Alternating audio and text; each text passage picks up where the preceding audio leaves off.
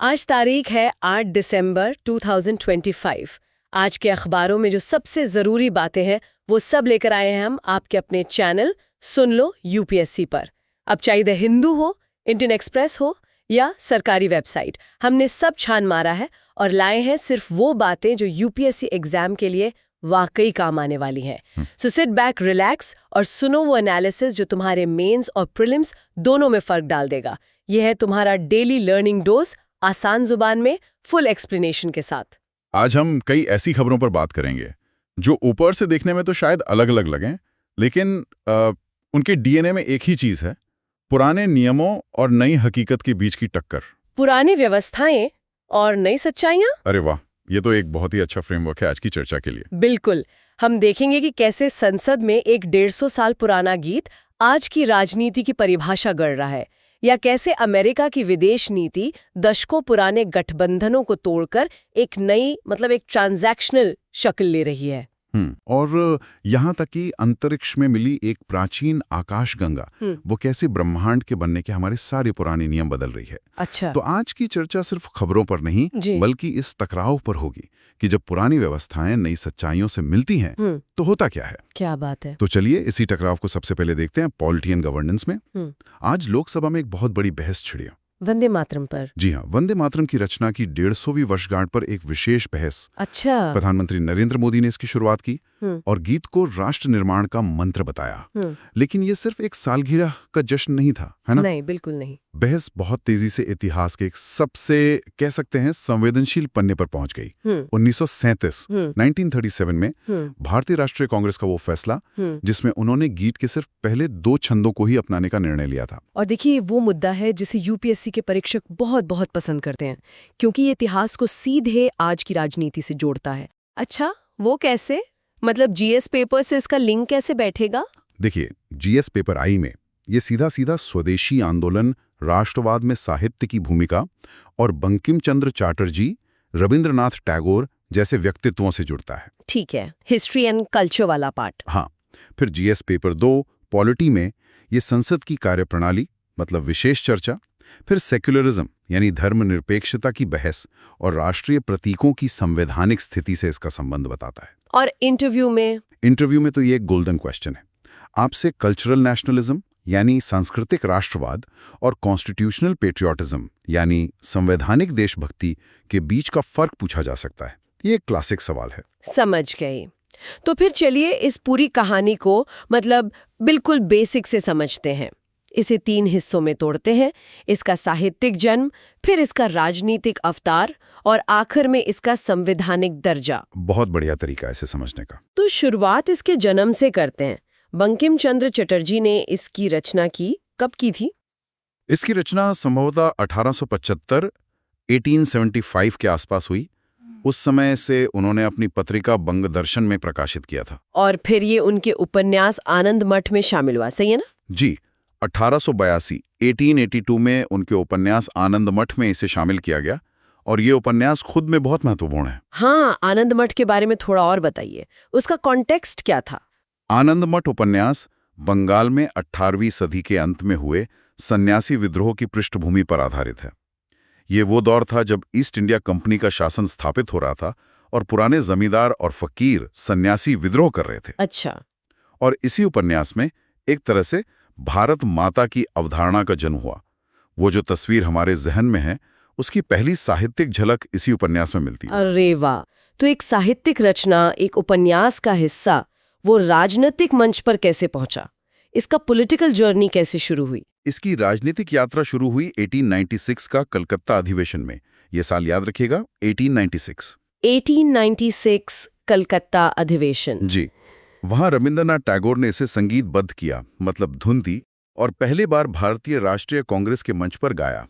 तो ये पहली बार था जब इसे एक बड़े राजनीतिक मंच पर गाया गया। हाँ, ये इसका राजनीतिक डेब्यू था। लेकिन इसका असली धमाका, इसका असली प्रभाव दिखा 1905 में, स्वदेशी आंदोलन के समय। बिल्कुल, जब लॉर्ड कर्जन ने बंगाल का विभाजन किया एंटी पार्टीशन मूवमेंट के दौरान, तो वंदे मातरम बंगाल की सड़कों पर प्रतिरोध का, बगावत का नारा बन गया।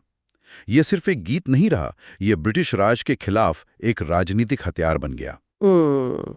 तो ये एक साहित्यिक कृति से एक राष्ट्रीय प्रतीक बन गया। और फिर आज़ादी के बाद इसकी संवैधानिक स्थिति, इसका कॉन्स्टिट्यूशनल स्टेटस क्या है? यहाँ पर बहुत कन्फ्यूजन रहता है। क्या ये राष्ट्रगान जनगण मन के बराबर है? ये एक बहुत ही ज़रूरी सवाल है। देखिए, अगर आप संविधान का टेक्स्ट पढ़ेंगे तो वो इस पर चुप है। संविधान में नेशनल एंथम और नेशनल सॉन्ग के बीच कोई लिखित अंतर नहीं है। तो फिर ये दर्जा कहाँ से आया? ये दर्जा हमें एक बयान से मिला। तारीख थी 24 जनवरी 1950, 24 जनवरी 1950। संविधान सभा के अध्यक्ष डॉक्टर राजेंद्र प्रसाद ने एक बयान दिया। क्या कहा था उन्होंने? मैं उनके शब्दों को लगभग वैसे ही बताने की कोशिश करता हूं।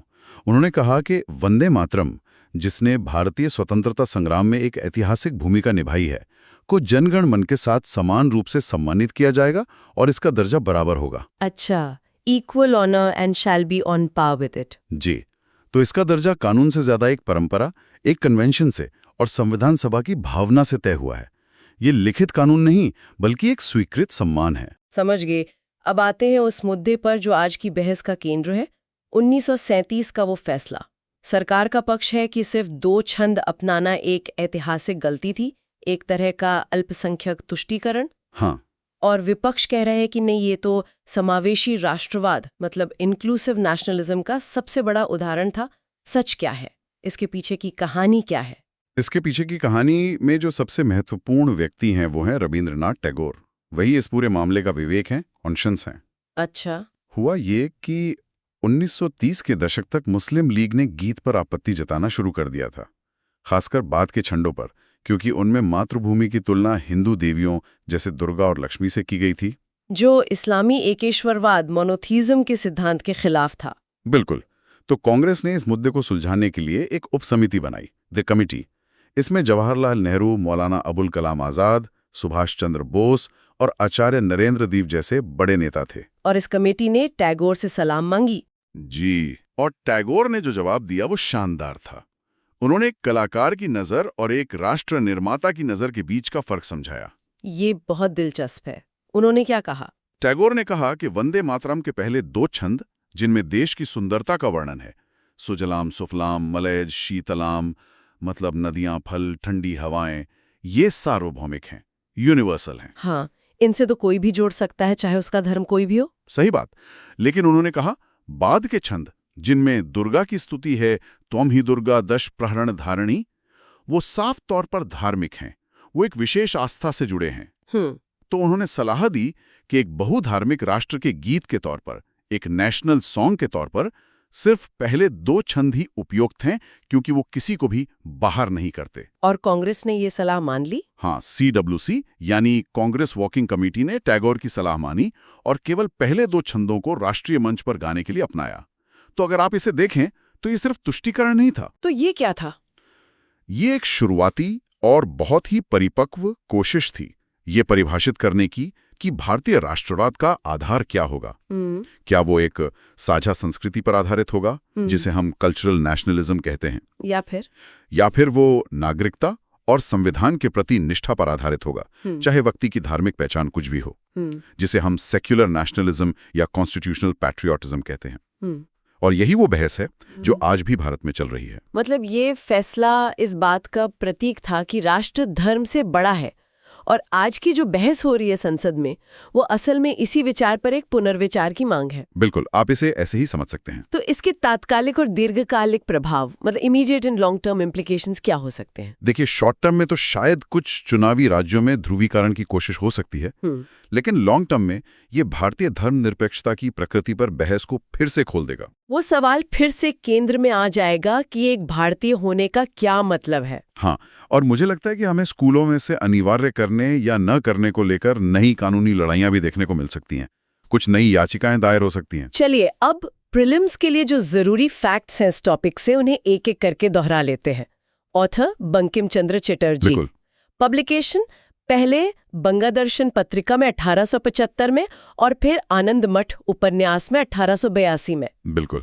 फर्स्ट रेसिटेशन इन कांग्रेस 1896 1896 और गाया था रविंद्रनाथ टैगोर ने। जी, ये बहुत महत्वपूर्ण है। 1905 सिग्निफिकेंस स्वदेशी आंदोलन का गान बना। हाँ, और वॉक राय ऑफ सॉर्ट्स। और इसका अंग्रेजी में अनुवाद किसने किया? श्री अरविंदो ने। द फेमस ट्रांसलेशन मदर आई बाउ टू दी। और करंट इवेंट 150वीं वर्षगांठ पर लोकसभा में बहस 8 दिसंबर 2025। एकदम सही। ये सारे फैक्ट्स प्रीलिम्स के लिए बहुत जरूरी हैं। चलिए संसद से ही जुड़ी एक और खबर पर चलते हैं, जो फिर से उसी पुराने नियम और नई हकीकत वाली थीम से जुड़ती है। अच्छा। एनसीपी एसपी की सांसद सुप्रिया सुले ने एक प्राइवेट मेंबर बिल पेश किया है, the right to disconnect bill 2025। ये बहुत समय से चर्चा में है। जी, इसका मकसद है कि कर्मचारियों को ये हक मिले कि वो काम के घंटों के बाद ऑफिस के कॉल, ईमेल या मैसेज का जवाब देने से मना कर सकें। ये बिल आज की ऑलवेज ऑन 24/7 वर्क कल्चर की हकीकत पर एक विधायी प्रतिक्रिया है। और यूपीएससी के लिए ये कहाँ फिट होता है? ये कई जगहों पर फिट होता है। जीएस पेपर 2 में ये संसदीय प्रक्रियाओं मतलब प्राइवेट मेंबर्स बिल्स और सामाजिक न्याय यानी श्रम अधिकारों से जुड़ता है। ठीक है। जीएस पेपर 3 इकोनॉमी में ये रोजगार, गिग इकोनॉमी और वर्क लाइफ बैलेंस के लिए प्रासंगिक है। और जीएस पेपर 4 एथिक्स में ये श्रम में मानवीय गरिमा और कॉर्पोरेट नैतिकता का सवाल उठाता है। सबसे पहले तो ये प्राइवेट मेंबर्स बिल का फंडा क्या है? ये सरकारी बिल से अलग कैसे होता है? बहुत आसान है। संसद का कोई भी सदस्य जो मंत्री नहीं है, चाहे वो सत्ता पक्ष का हो या विपक्ष का, अगर वो कोई बिल पेश करता है तो उसे प्राइवेट मेंबर्स बिल कहते हैं। अच्छा, तो सिर्फ मंत्री ही सरकारी बिल ला सकते हैं? जी। और इन प्राइवेट बिल्स पर चर्चा के लिए सिर्फ शुक्रवार का दिन तय होता है, वो भी हर शुक्रवार नहीं। इसीलिए इनका पास होना बहुत मुश्किल होता है। 1952 से अब तक सिर्फ 14 ही ऐसे बिल कानून बन पाए हैं। सिर्फ 14 इतने सालों में? हाँ, लेकिन इनका असली मकसद कानून बनाना कम और सरकार का ध्यान किसी जरूरी मुद्दे की ओर खींचना और उस पर एक राष्ट्रीय बहस छेड़ना ज्यादा होता है। समझ गई। तो अब इस राइट टू डिस्कनेक्ट के विचार पर आते हैं। सुनने में तो बहुत अच्छा लगता है, लेकिन क्या ये भारत जैसे देश में प्रैक्टिकल है? मेरा मतलब है जहां इतना कंपटीशन है, क्या ये उन कर्मचारियों के करियर को नुकसान नहीं पहुंचाएगा जो आगे बढ़ने के लिए एक्स्ट्रा मेहनत करना चाहते हैं? ये कहीं अच्छे और औसत कर्मचारी के बीच का फर्क ही ना मिटा दे? आपने बिल्कुल सही नस पकड़ी है। यही इस बिल के खिलाफ सबसे बड़ा तर्क है, इसकी व्यवहारिकता का सवाल। तो पहले इसके पक्ष में तर्कों को देखते हैं। इसके पक्ष में जो तर्क हैं, आर्ग्यूमेंट्स फॉर, वो बहुत मजबूत हैं। पहला और सबसे बड़ा है मेंटल हेल्थ। लगातार काम से जुड़े रहने का दबाव, जिसे टेली प्रेशर कहते हैं, वो बर्नआउट, एंग्जाइटी और डिप्रेशन से जुड़ा है। ये सीधा SDG 3 good health and wellbeing से लिंक होता है। ठीक है, दूसरा तर्क? दूसरा है प्रोडक्टिविटी। कई स्टडीज ये बताती हैं कि जो कर्मचारी ठीक से आराम करते हैं वो ज्यादा प्रोडक्टिव और क्रिएटिव होते हैं। थके हुए कर्मचारी ज्यादा गलतियां करते हैं। और तीसरा? तीसरा है फेयर कॉम्पेंसेशन। काम के घंटों के बाद ईमेल का जवाब देना या कॉल लेना, ये एक तरह का अनपेड ओवरटाइम ही तो है। मतलब आप काम तो कर रहे हैं पर उसके पैसे नहीं मिल रहे। ये तो हुए पक्ष में तर्क। अब विपक्ष में क्या तर्क है? अब आते हैं आर्ग्यूमेंट्स अगेंस्ट पर। पहला है इम्प्लीमेंटेशन हर्डल्स, मतलब इसे लागू करने में बहुत मुश्किलें हैं, खासकर IT BPO जैसे 24/7 सेक्टर्स में, जहां ग्लोबल क्लाइंट्स होते हैं अलग अलग टाइम जोन में। वहां ये कैसे लागू होगा? सही बात है। दूसरा है फ्लेक्सिबिलिटी का मुद्दा। कई कर्मचारी खासकर गिग इकोनॉमी में फ्लेक्सिबल घंटे पसंद करते हैं। एक कठोर कानून इस लचीलेपन को खत्म कर सकता है। और तीसरा वही जो मैंने कहा, कंपटीशन और ग्रोथ का। जी। तीसरा है इकोनॉमिक इम्पैक्ट। स्टार्टअप्स के लिए शुरुआती दिनों में निरंतर संचार बहुत जरूरी होता है। ऐसा कानून उनके विकास में एक बाधा बन सकता है और ये महत्वाकांक्षी कर्मचारियों को भी हतोत्साहित कर सकता है। क्या दुनिया में कहीं और ऐसा कानून है? हाँ है। फ्रांस ने 2017 में इसे लागू किया था, स्पेन में 2018 में और हाल ही में ऑस्ट्रेलिया ने 2024 में ऐसा कानून बनाया है। लेकिन हमें यह भी देखना होगा कि उनकी वर्क कल्चर और अर्थव्यवस्था की प्रकृति हमसे बहुत अलग है। तो ये बिल भी एक तरह से पुराने 9 to 5 वाले काम के नियमों और आज के 24/7 वाली डिजिटल हकीकत के बीच का टकराव ही है। बिल्कुल। ये कानून बनाने वालों के लिए एक बड़ी चुनौती है कि वो कैसे इन दोनों के बीच संतुलन बनाएं। अब जब हम काम से डिस्कनेक्ट होने की बात कर ही रहे हैं, तो चलिए देखते हैं कि वैश्विक मंच पर पुराने कनेक्शंस कैसे टूट और बन रहे हैं। इंटरनेशनल रिलेशंस में एक बहुत बड़ी खबर है। NSS? जी। ट्रंप प्रशासन ने अपनी 2025 की नेशनल सिक्योरिटी स्ट्रैटेजी यानी NSS जारी की है और इसकी मुख्य फिलॉसफी है फ्लेक्सिबल रियलिज्म। और ये सिर्फ एक दस्तावेज नहीं है, ये अमेरिका की विदेश नीति में एक भूचाल का, एक पैराडाइम शिफ्ट का संकेत है। ये लिबरल इंटरनेशनलिज्म से ट्रांजैक्शनल रियलिज्म की ओर एक बहुत बड़ा बदलाव है। ये दोनों टर्म्स थोड़े भारी लग रहे हैं, इन्हें आसान भाषा में समझाएंगे? लिबरल इंटरनेशनलिज्म क्या है? जरूर। लिबरल इंटरनेशनलिज्म ये वो सोच है जो दूसरे विश्व युद्ध के बाद से अमेरिकी विदेश नीति पर हावी रही है। इसका मतलब है कि आप लंबे समय के दोस्तों यानी अलायंसेस पर, साझा मूल्यों जैसे लोकतंत्र और मानवाधिकार पर, और अंतर्राष्ट्रीय संस्थाओं जैसे यूएन और डब्ल्यूटीओ पर भरोसा करते हैं। ये एक रिलेशनशिप आधारित नजरिया है। मतलब हम सब साथ हैं वाली फीलिंग। हाँ, एक तरह से। अब आते हैं ट्रांजैक्शनल रियलिज्म पर। ये क्या है? ये पूरी तरह से एक डील आधारित नजरिया है। ये हर मुद्दे पर पूछता है, आज मेरे हित में क्या है और कौन आज मेरे काम आ सकता है। इसमें पुराने दोस्त या दुश्मन मायने नहीं रखते, सिर्फ आज की डील मायने रखती है। इसी फिलॉसफी को इन्होंने फ्लेक्सिबल रियलिज्म का नाम दिया है। अच्छा, तो मतलब कोई परमानेंट दोस्त या दुश्मन नहीं, सिर्फ परमानेंट इंटरेस्ट्स। बिल्कुल। और इसके तहत सबसे बड़ा बदलाव क्या है? मुझे तो ये लग रहा है कि रूस को लेकर अमेरिका ने 180 डिग्री का टर्न ले लिया है। कल तक जो सबसे बड़ा दुश्मन था, आज उसे प्रत्यक्ष खतरा, डायरेक्ट थ्रेट की लिस्ट से हटा दिया गया है। यही सबसे चौंकाने वाली बात है। सिर्फ हटाया ही नहीं गया है, बल्कि रणनीतिक स्थिरता पर सहयोग, कॉपरेशन ऑन स्ट्रेटेजिक स्टेबिलिटी की बात कही गई है। ये कैसे मुमकिन है? इसका लॉजिक क्या है? ये तभी मुमकिन है जब आप दुनिया को ट्रांजैक्शनल नजर से देखें। अमेरिका का आकलन साफ है। आज उनका सबसे बड़ा और लॉन्ग टर्म चैलेंजर चीन है, रूस नहीं। और वो चीन से मुकाबले के लिए रूस को चीन के कैंप से तोड़ के अलग करना चाहते हैं, या कम से कम न्यूट्रल करना चाहते हैं। ये क्लासिक डिवाइड एंड रूल की रणनीति है। तो इसका सीधा असर यूक्रेन युद्ध पर पड़ेगा? पड़ सकता है। इसका मतलब ये हो सकता है कि अमेरिका यूक्रेन संघर्ष से पीछे हट जाए, ताकि वो अपना पूरा ध्यान, अपने सारे संसाधन इंडो पैसिफिक पर चीन को रोकने में लगा सके। और इसी दस्तावेज में यूरोपीय सहयोगियों की भी आलोचना की गई है। हाँ, उन्हें एक तरह से फ्री राइडर कहा गया है, जो अपनी सुरक्षा के लिए अमेरिका पर निर्भर है। जी, ये नेटो के भविष्य पर भी बहुत बड़े सवाल खड़े करता है। तो फिर भारत के लिए इसका क्या मतलब है? एक तरफ तो अमेरिका साफ साफ कह रहा है कि उसे चीन को रोकने के लिए भारत की मदद चाहिए, दूसरी तरफ वो अमेरिका फर्स्ट की बात भी कर रहा है। ये तो हमारे लिए एक अपॉर्चुनिटी भी है और एक रिस्क भी। बिल्कुल। ये भारत की मल्टी अलाइनमेंट की रणनीति के लिए, या जिसे हम स्ट्रेटेजिक ऑटोनॉमी कहते हैं, उसके लिए एक तरह से वैलिडेशन है, एक पुष्टि है। वो कैसे? अब भारत पर रूस और अमेरिका में से किसी एक को चुनने का दबाव लगभग खत्म हो जाएगा। ये हमारे लिए सबसे अच्छी स्थिति है। हम अमेरिका के साथ इंडो पैसिफिक में चीन को संतुलित कर सकते हैं, और साथ ही रूस के साथ अपने पुराने और भरोसेमंद रक्षा और ऊर्जा संबंध बनाए रख सकते हैं। एकदम सही। लेकिन जैसा आपने कहा, खतरा भी है। अमेरिका फर्स्ट का मतलब है कि व्यापार पर तनाव बना रहेगा, टैरिफ का खतरा हमेशा रहेगा। हमें बहुत कड़े व्यापार सौदों के लिए तैयार रहना होगा। तो संदेश साफ है, रणनीतिक साझेदारी बढ़ेगी, लेकिन आर्थिक मोर्चे पर कोई रियायत की उम्मीद कम ही है। और इसी कड़ी में भारत रूस संबंधों पर एक और महत्वपूर्ण अपडेट है। 23वें वार्षिक शिखर सम्मेलन के बाद दोनों देशों के बीच एक नया migration and mobility partnership agreement हुआ है। हाँ, और ये समझौता रूस की मजबूरी और भारत की जरूरत का एक सटीक मेल है। रूस की मजबूरी क्या है? रूस एक डेमोग्राफिक विंटर से गुजर रहा है। मतलब उसकी आबादी कम हो रही है और बूढ़ी हो रही है। और यूक्रेन युद्ध की वजह से बहुत से युवा या तो देश छोड़कर चले गए हैं या सेना में हैं। इससे वहाँ श्रम का, लेबर का एक बहुत बड़ा संकट पैदा हो गया है। और भारत की जरूरत तो जाहिर है, हमारे पास एक विशाल युवा आबादी है जिसे रोजगार चाहिए। बिल्कुल, हमारा डेमोग्राफिक डिविडेंड। तो इस समझौते के तहत आने वाले वर्षों में निर्माण, कृषि, आईटी जैसे क्षेत्रों में लगभग 70,000 भारतीय श्रमिकों को रूस में रोजगार देने का लक्ष्य है। इस समझौते का एक और कॉन्टेक्स्ट है, वो तहरीक फैक्टर, जहां भारतीयों को धोखे से रूसी सेना में। हाँ, ये बहुत जरूरी पॉइंट है। ये समझौता उन दुखद घटनाओं के बाद हुआ है जहां कई भारतीयों को एजेंटों द्वारा धोखे से रूसी सेना के लिए लड़ने भेज दिया गया था।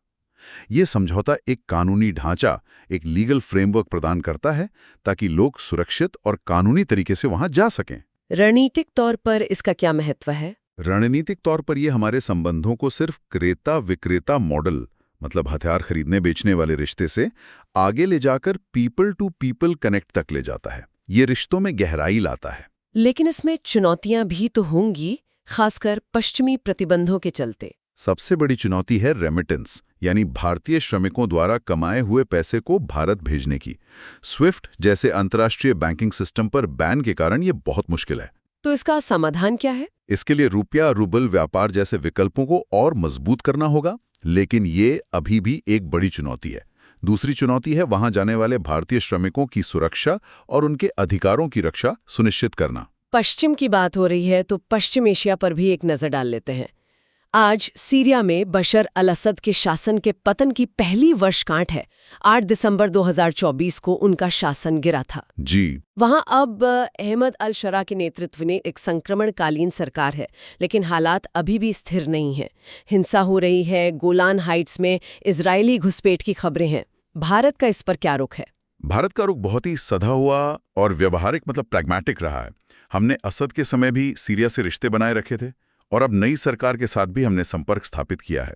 हमारा आधिकारिक बयान है शांतिपूर्ण और समावेशी सीरिया के नेतृत्व वाली राजनीतिक प्रक्रिया का समर्थन करना। हमारी मुख्य चिंताएं क्या हैं वहां? हमारी 3 मुख्य चिंताएं।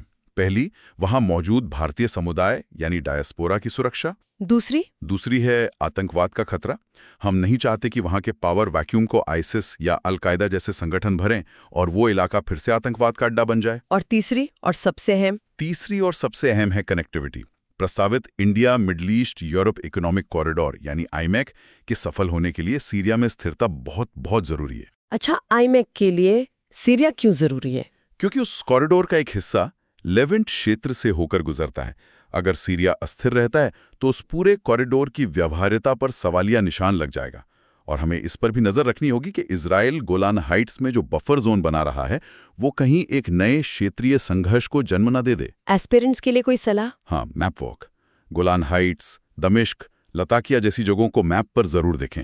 ये प्रीलिम्स और मेंस दोनों के लिए जरूरी है। अब चलते हैं देश की इंटरनल सिक्योरिटी और इकोनॉमी की ओर। रक्षा मंत्री राजनाथ सिंह ने सीमा सड़क संगठन BRO द्वारा बनाए गए 125 बुनियादी ढांचा परियोजनाओं को राष्ट्र को समर्पित किया है। इसमें सबसे ज्यादा चर्चा हो रही है श्योक सुरंग की।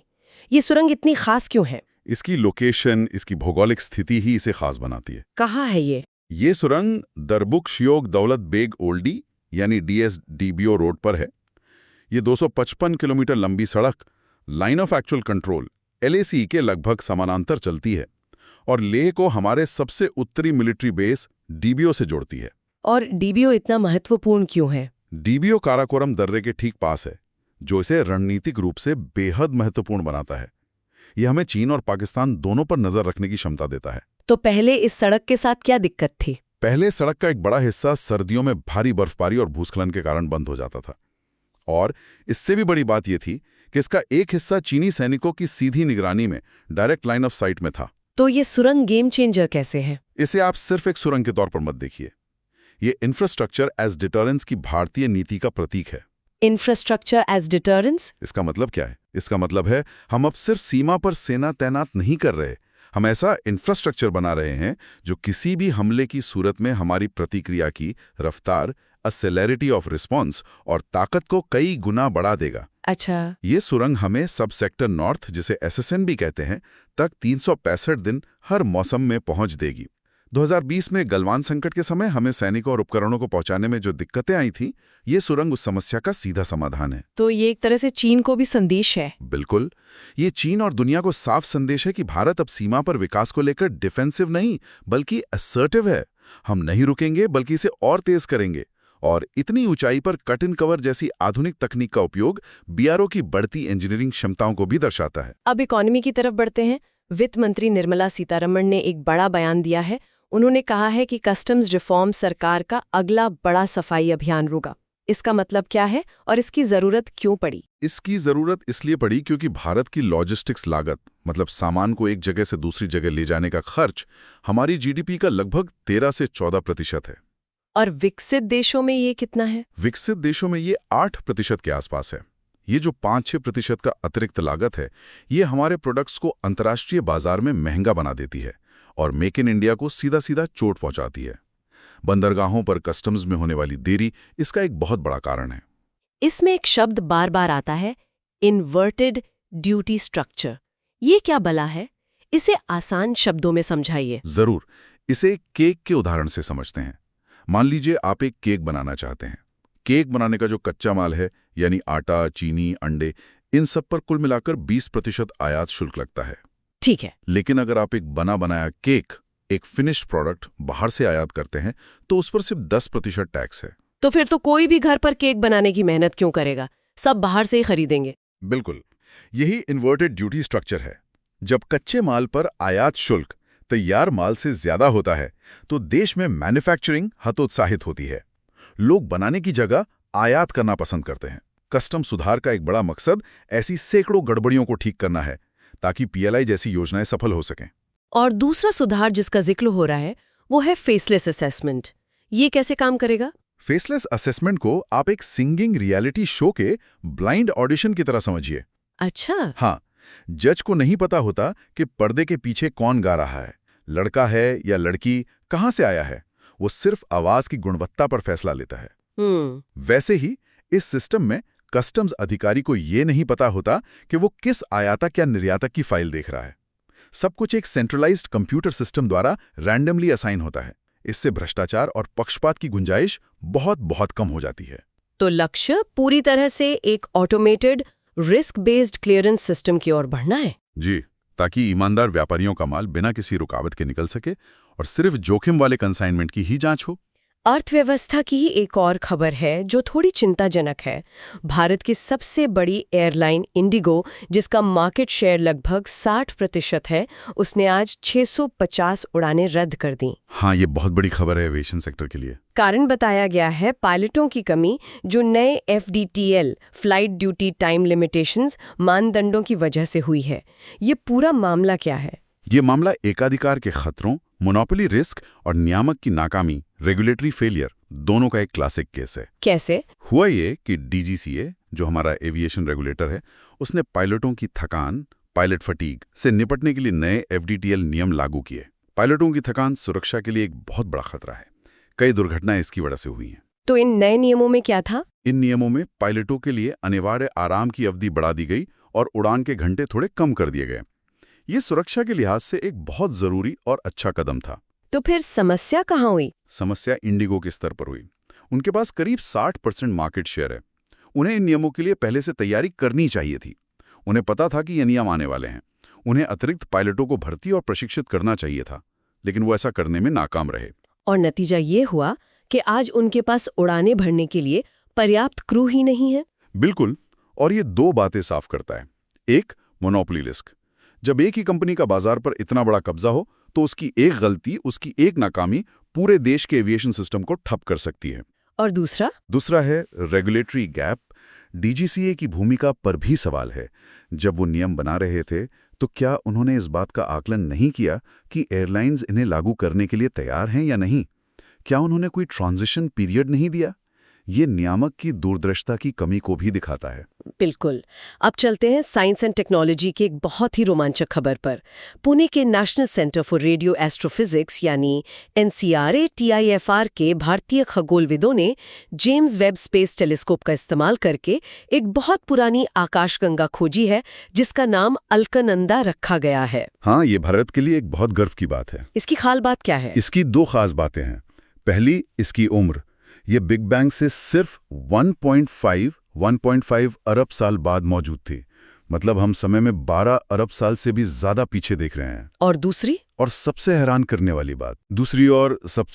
करने वाली बात है इसका आकार, इसका स्ट्रक्चर। ये एक ग्रैंड डिजाइन स्पाइरल है, यानी हमारी आकाशगंगा मिल्की वे की तरह, जिसकी भुजाएं एकदम सुव्यवस्थित और सुंदर हैं। इसमें हैरान होने वाली क्या बात है? हमारी आकाशगंगा भी तो ऐसी ही है। हैरान होने वाली बात यह है कि ये ब्रह्मांड के बनने के मौजूदा सिद्धांतों को चुनौती देती है। हमारा अब तक का मॉडल, जिसे हायरार्किकल मॉडल कहते हैं, वो ये कहता है कि शुरुआती ब्रह्मांड में आकाशगंगाएं छोटी, बिढ़ंगी और अव्यवस्थित होनी चाहिए थी, जैसे लेगो के बिखरे हुए टुकड़े। बिल्कुल सही एनालॉजी है।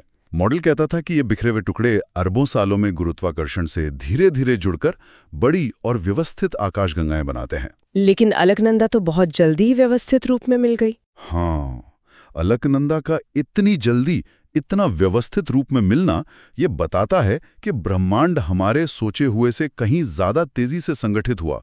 ये वैसा ही है जैसे आप लेगो का डब्बा खोलें और आपको बिखरे टुकड़ों की जगह एक बना बनाया सुंदर सा महल मिले। ये हमारे मौजूदा मॉडलों पर सवाल खड़े करता है। और इसे खोजा कैसे गया? ये हमसे इतनी दूर है। इसे ग्रेविटेशनल लेंसिंग नाम की एक बहुत ही दिलचस्प तकनीक से खोजा गया। ये क्या होता है? इसे भी एक एनालॉजी से समझते हैं। आप कभी एक वाइन ग्लास के मोटे बेस से देखें तो पीछे की चीजें मुड़ी हुई और बड़ी दिखती हैं, है ना? हाँ, दिखती हैं। अंतरिक्ष में विशाल आकाशगंगाओं के समूह, गैलेक्सी क्लस्टर्स, ऐसे ही लेंस का काम करते हैं। उनके गुरुत्वाकर्षण का प्रभाव इतना ज्यादा होता है कि वो अपने पीछे से आने वाले प्रकाश को मोड़ देते हैं और बड़ा मैग्नीफाई कर देते हैं। खगोलविदों ने एबल 2744 नाम के एक क्लस्टर को एक विशाल प्राकृतिक टेलीस्कोप की तरह इस्तेमाल करके उसके पीछे छिपी अलकनंदा को देखा। अरे वाह, ये तो कमाल की तकनीक है। अब एनवायरनमेंट की एक चिंताजनक खबर पर आते हैं। चक्रवात दितवा, जिसका नाम यमन ने दिया है, उसने श्रीलंका में भारी तबाही मचाई है और अब तमिलनाडु की ओर बढ़ रहा है। बताया जा रहा है कि ये एक असामान्य एनोमलस चक्रवात है। क्यों?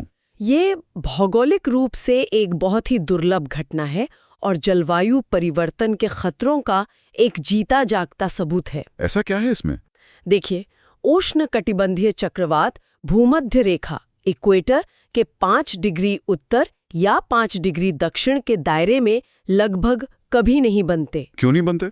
ऐसा इसलिए क्योंकि चक्रवात को घूमने के लिए, स्पिन करने के लिए कोरियोलिस बल, कोरियोलिस फोर्स की जरूरत होती है। ये पृथ्वी के घूमने से पैदा होता है और ये बल भूमध्य रेखा पर लगभग 0 होता है और ध्रुवों की ओर बढ़ता जाता है। तो फिर दितवा कैसे बना? दितवा ठीक इसी जोन में बना जो इसे एक बहुत ही दुर्लभ नियर इक्वेटोरियल चक्रवात बनाता है। तो ऐसा हुआ कैसे? ये तो भौतिकी के नियम के खिलाफ लगता है। ये जलवायु परिवर्तन का सीधा प्रभाव है। हिंद महासागर में समुद्र की सतह का तापमान, सी सरफेस टेम्परेचर्स, खतरनाक रूप से बढ़ रहा है। इस अतिरिक्त गर्मी ने, इस एक्स्ट्रा थर्मल एनर्जी ने चक्रवात को इतनी ज्यादा ऊर्जा दी कि उसने कमजोर कोरियोलिस बल की कमी को भी पूरा कर लिया। मतलब गर्मी ने कोरियोलिस बल की कमी की भरपाई कर दी। एक तरह से हाँ, ये एक बहुत बड़ा अलार्म है जो बता रहा है कि ग्लोबल वार्मिंग उन जगहों पर भी चक्रवात पैदा कर सकती है जहां पहले ये असंभव माना जाता था। इसकी एक और खासियत इसकी धीमी रफ्तार बताई जा रही है। जी, ये चक्रवात बहुत धीरे धीरे चला, जिसकी वजह से ये एक ही जगह पर कई दिनों तक भारी बारिश करता रहा। इससे बाढ़ और विनाश कई गुना बढ़ गया। और ये भी जलवायु परिवर्तन से जुड़ी एक प्रवृत्ति को दर्शाता है कि तूफान अब ज्यादा नमी वाले और ज्यादा धीमे हो रहे हैं। और विनाश की एक और खबर जो प्राकृतिक नहीं बल्कि इंसान की बनाई हुई है। गोवा के एक नाइट क्लब में आग लगने से 25 लोगों की मौत हो गई। एक बहुत ही दुखद घटना। जांच में पता चला है कि क्लब के पास न तो लाइसेंस था, न फायर सेफ्टी उपकरण और न ही कोई इमरजेंसी एग्जिट। ये सिर्फ एक हादसा नहीं है, ये एक प्रणालीगत विफलता, सिस्टेमिक फेलियर का विभत्स चेहरा है। ये सीधे सीधे नेशनल बिल्डिंग कोड 2016 NBC 2016 के नियमों का उल्लंघन है। NBC 2016 में क्या प्रावधान है? NBC 2016 में असेंबली बिल्डिंग्स, यानी ऐसी जगहें जहां भीड़ इकट्ठा होती है, के लिए बहुत विशिष्ट अग्नि सुरक्षा नियम है, जैसे कि इमरजेंसी एग्जिट्स का साइज और संख्या, स्प्रिंकलर्स, फायर एक्सटिंग्विशर्स का होना। इन सब की अनदेखी की गई। ये मामला किस बड़ी समस्या को उजागर करता है? ये स्थानीय नगरपालिका शासन की विफलता को उजागर करता है। ये उस मानसिकता को दिखाता है जहां पर्यटन से होने वाली कमाई को नागरिकों की सुरक्षा से ऊपर रखा जाता है। ये एक तरह का रेगुलेटरी कैप्चर है, जहां नियम तो होते हैं लेकिन उन्हें लागू करने वाली एजेंसियां आर्थिक या राजनीतिक हितों के दबाव में आंखें मूंद लेती हैं। चलिए अब दिन के 3 महत्वपूर्ण संपादकीयों का निचोड़ देखते हैं। पहला द हिंदू से है, बैलेंसिंग नॉट स्विंगिंग, भारत रूस संबंधों पर। इसका क्या तर्क है? इसका सार यह है कि भारत का रूस के करीब जाना पश्चिम से दूर जाना नहीं है। भारत सिर्फ अपने मूल हितों जैसे सस्ती ऊर्जा और रक्षा उपकरण को भू राजनीतिक तूफानों से बचा रहा है, इंसुलेट कर रहा है। यह किसी एक पाले ने जाना नहीं, बल्कि अपनी स्ट्रेटेजिक ऑटोनॉमी, रणनीतिक स्वायत्ता का एक परिपक्व प्रदर्शन है। ठीक है। दूसरा संपादकीय द इंडियन एक्सप्रेस से है, व्हेन डिबेट इज स्टाइफल्ड, संसदीय बहस पर। इसका मुख्य तर्क है कि जब सरकार प्रक्रियात्मक नियमों प्रोसीजरल रूल्स का हवाला देकर विपक्ष द्वारा उठाए गए मुद्दों पर बहस करने से बचती है, तो संसद अपनी आत्मा खो देती है। वो सिर्फ कानून पास करने की एक फैक्ट्री बन जाती है। तब लोकतंत्र सिर्फ चुनावीवाद, इलेक्टोरलिज्म बनकर रह जाता है, जहां हर 5 साल में चुनाव जीतना ही मकसद है, रोजमर्रा की जवाबदेही नहीं। और तीसरा भी द इंडियन एक्सप्रेस से है, मैसेज टू माओइस्ट, माओवादी उग्रवाद पर। ये बहुत दिलचस्प लगा। हाँ, इसका मुख्य तर्क बहुत ही गहरा है। ये कहता है कि माओवाद सिर्फ सुरक्षा बलों की गोली से नहीं, बल्कि गणराज्य के विचार, the idea of the Republic के रेड कॉरिडोर में पहुंचने से खत्म हो रहा है। सफलता का त्रय या ट्रायड क्या है? इसकी सफलता का एक त्रय है। पहला, सुरक्षा बलों द्वारा बनाया गया सुरक्षित माहौल, सिक्योरिटी। दूसरा, विकास, यानी सड़कें, मोबाइल टावर, डेवलपमेंट।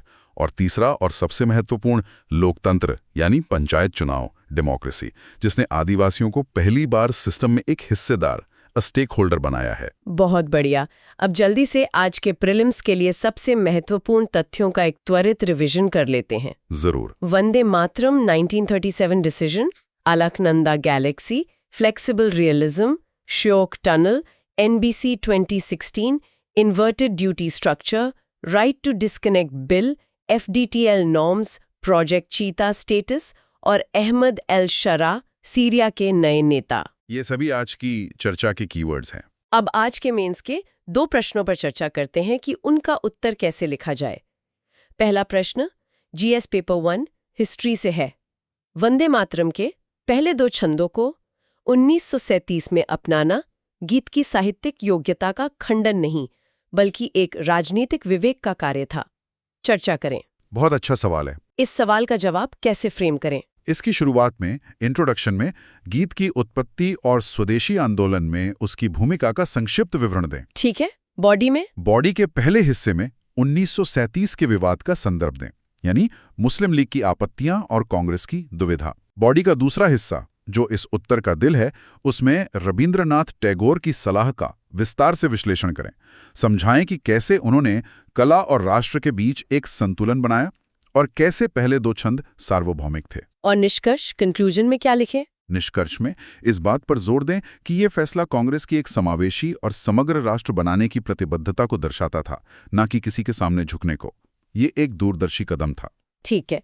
और दूसरा प्रश्न GS पेपर 2 IR से है। रूस के संबंध में अमेरिकी राष्ट्रीय सुरक्षा रणनीति 2025 में रणनीतिक बदलाव का विश्लेषण करें। फ्लेक्सिबल रियलिज्म की अवधारणा वॉशिंगटन और मॉस्को के बीच भारत के संतुलनकारी कार्य को कैसे प्रभावित करती है? ये भी एक बहुत ही प्रासंगिक सवाल है। इसका उत्तर कैसे लिखें? इसके परिचय में फ्लेक्सिबल रियलिज्म को एक ट्रांजैक्शनल विदेश नीति के रूप में परिभाषित करें और बताएं कि ये लिबरल इंटरनेशनलिज्म से कैसे अलग है। और बॉडी में? बॉडी में 2 भाग होंगे। पहले भाग में भारत के लिए इसके सकारात्मक प्रभावों को बताएं, जैसे कि ये भारत की मल्टी अलाइनमेंट नीति को मजबूती देता है और रूस अमेरिका के बीच चुनने का दबाव कम करता है।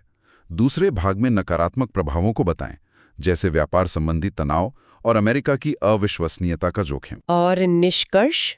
निष्कर्ष में ये सलाह दें कि भारत को इस बदलते वैश्विक परिदृश्य में सतर्क रहना चाहिए और इस अवसर का लाभ उठाते हुए अपनी रणनीतिक स्वायत्तता को और मजबूत करना चाहिए। बहुत बढ़िया।